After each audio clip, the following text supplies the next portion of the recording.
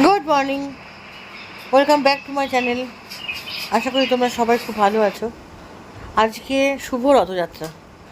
রথযাত্রার সময় সকাল থেকে উঠেই সমস্ত কাজকর্ম সব হয়ে গেছে মোটামুটি। স্নান টানও সারা হয়েছে। এখন তো গরমকাল, স্নান তো একবারে তো স্নান হয় না, অনেকবারই করতে হয়। তো যাই হোক, এখানে এভরিডে আমি পরিষ্কার করি, এভরিডে নোংরা হয়। আমি বুঝতে পারি না কেন এত নোংরা হয়। দেখুন, আজকেও পরিষ্কার করছি, দুদিন বাদেও দেখাবো আপনাদের আমি আবার পরিষ্কার করছি। মানে কী যে হারে নোংরা হয় কল্পনার অতীত। তা যাই হোক, সমস্ত কিছু সরিয়ে টরিয়ে নিয়ে সুন্দর করে সরস্বতীটাকে পরিষ্কার করলাম আগে। সরস্বতীটার ক্ষণে ক্ষণে ক্ষণে ক্ষণে না ময়লা পড়ে থাকে না, আর দেখতে ডিসকালার হয়ে যায়। ওই জন্যে কালকে সরস্বতী ঠাকুরকে ডেকে ওখান থেকে নামিয়ে সুন্দর করে পরিষ্কার করলাম, করে তারপরে ওখানটা পেতে নিয়ে পরিষ্কার টরিষ্কার করে আবার ওই জায়গাতে ওনাকে দিয়ে দিলাম। কী করবো, তাছাড়া তো উপায় নেই। এত ময়লা, বাবা সত্যি কারোর বাড়িতে এত হয় কিনা আমার জানা নেই। তা যাই হোক, এখানে ভাবছিলাম আজকে একটুখানি আপনাদেরকে সঙ্গে নিয়ে অনেক কিছু দেখাবো। তা এখন কতটা কি হবে, বৃষ্টি কতটা সাথ দেবে বা শরীর কতটা সাথ দেবে কিছুই জানি না। যদি সব কিছুই ঠিকঠাক থাকে তাহলে আপনাদের নিয়ে আজকে বিকেলবেলা ইচ্ছা আছে একটু বাইরে বেরোনোর। আপনারা দেখবেন আমাদের এখান থেকে হবিপুর থেকে যে রথটা আসে, যে সেটা কিভাবে আসে, কারা কারা তার সঙ্গে আসে, আর কত লোক এখানে সমাগম হয়। তবে হ্যাঁ, আগে যে ক্রেজটা ছিল সেই ক্রেজটা এখন কমে গেছে। দেখবেন, তবু দেখাবো কতটা কি হয়।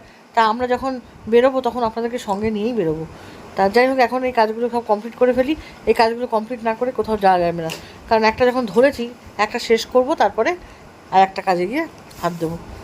তা চলুন, সুন্দর করে সব এদিকে ঝেড়ে পুজে নিয়েছি, কুকুরটাকে ওখানে পরিষ্কার করে দিলাম। এইগুলো দেখার না জায়গা নেই, বড় বড় শোকেস হবে, সুন্দর করে তুলে রেখে দেবো। এখানে থাকলে তো ময়লা হয় না, বুঝতে পারি, কিন্তু বুঝেও তার কোনো উপায় নেই। কারণ হচ্ছে এই যত জিনিস বাইরে বের করে রাখবো তত ময়লা ধরবে। তা যাই হোক,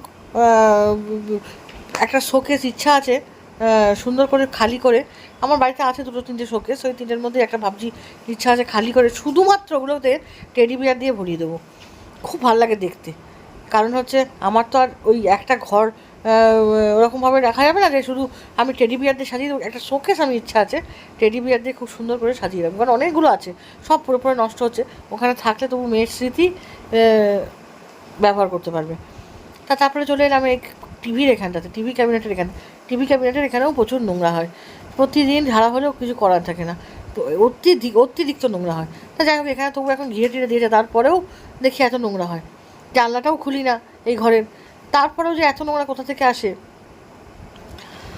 তারপরে এই সমস্ত কাজগুলো তাড়াতাড়ি কমপ্লিট করতে হবে, কারণ কমপ্লিট না করে আমি অন্য কাজে হাত দিতে পারবো না। এই কাজটা করে নিয়েই আমি চলে যাবো রান্নাঘরে গিয়ে রান্নাঘরে একটা কাজ আছে, সেই কাজটা মিটিয়ে নিয়েই তারপরে আবার আসবো মেয়ের কাছ থেকে নিয়ে। শিডিউল তো একটার পর একটা লেগেই থাকে বলুন, কোনো ইয়ে নেই। তারপরে জলগুলো ভরতে হবে, আমার সবথেকে বড় কাজ। ঝাঁট দেবো, কারণ হচ্ছে মাসি এইমাত্র মুছে যাওয়ার পর আমাকে পরিষ্কার করতে হয়, কারণ মাসি খুব তাড়াতাড়ি ঘর মুছলো। এই সময়টা এলে তবে গিয়ে পরিষ্কার পরিচ্ছন্ন হয়। তো যাই হোক, ঝাঁট দিয়ে সমস্ত আবর্জনা যে কটা ছিল এই ঘরে সব নিয়ে গিয়ে ডাস্টবিনে ফেললাম। এবার ডাস্টবিনে ফেলার পরে তারপরে আবার এই ঘরে মোটামুটি সুন্দর করে চলে এলাম। এসে তারপরে দেখি এদিকে কত কাগজপত্র পড়ে রয়েছে, কত পেন পড়ে রয়েছে। সবথেকে বড় কথা, যে পেনে কালি নেই সেই পেনটা ফেলে দে, সেগুলোকেও জড়ো করে রেখে দেবে। এবার বুঝতে পারি না কিছু লেখার সময়, সে লিখে দেখতে হয় আমাকে যে কোন পেনে কালি আছে কোন পেনে কালি নেই। আমি ভেবেছি আজকে সমস্ত পেনগুলো বিদায় দেবো যেগুলোতে কালি নেই। তারপরে ওই যে মেয়ে চলে এলো, মেয়ে আমার হাতে করে কী নিয়ে এলো, ওটা কী জানি।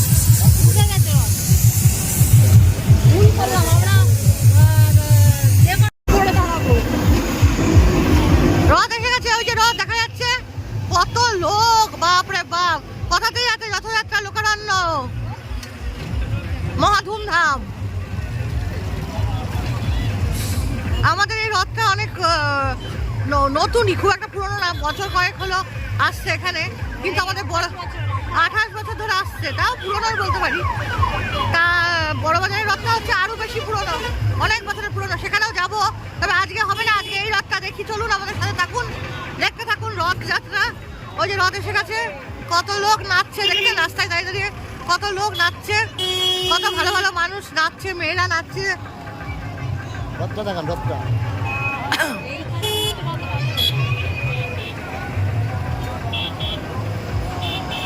আমার ছেলে। হ্যাঁ,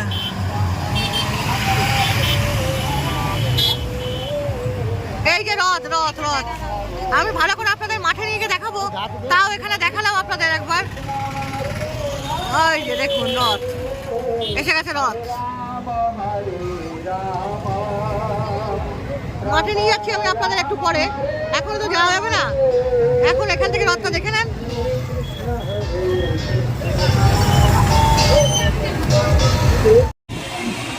এই যে আমাদের হবিবপুর ইস্কন মন্দির, এখান থেকে আজকে আমাদের জগন্নাথদেব চলে গেল আমাদের পাড়ায়, আমাদের কাছে, আমাদের মাসিমা, আমাদের ওখানে, ওটা হচ্ছে মাসির বাড়ি মনে হয়, ওইখানে চলে গেলেন। এখন আমরা 7 দিন ওনাকে পাবো, তারপরে আবার উল্টো রথে উনি এখানে ফিরে আসবেন। এতদিন এখানে হবিবপুরবাসী আনন্দ করে, আমরা 7 দিনের জন্য আমরা আনন্দ করি। চলুন মাঠে নিয়ে যাবো আপনাদের।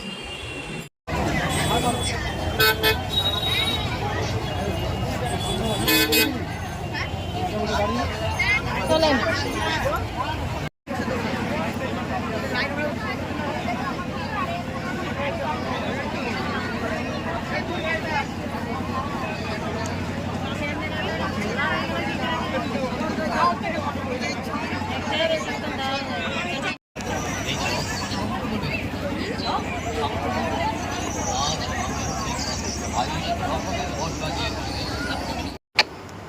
এই যে আমাদের শাস্ত্রনদী মাঠে রথের মেলা, চলে এসেছি আমরা।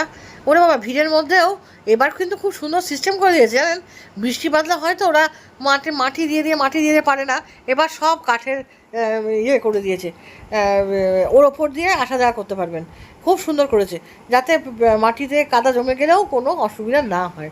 তা যাই হোক, অনেক কিছু দোকান এসছে, শুধু কি আর এই আমার মেয়ে জানেন এটা চড়তে খুব ভালোবাসতো, তা ছোটোবেলা হলেই ওই ওটার উপর গিয়ে লাফাতো আর হাঁপিয়ে যেত, গিয়ে শীতকালের চড়তো তো হাঁপিয়ে যেত, আর এসে টুক করে একটু বসে পড়তো, আবার যেত, কিছুতেই ছাড়বে না ওটা। এই দেখুন সামনে রথ আমাদের। ঠাকুর রেডি হয়নি, হ্যাঁ এখনো ঠাকুর রেডি হয়নি, ঠাকুর বন্ধ আছে।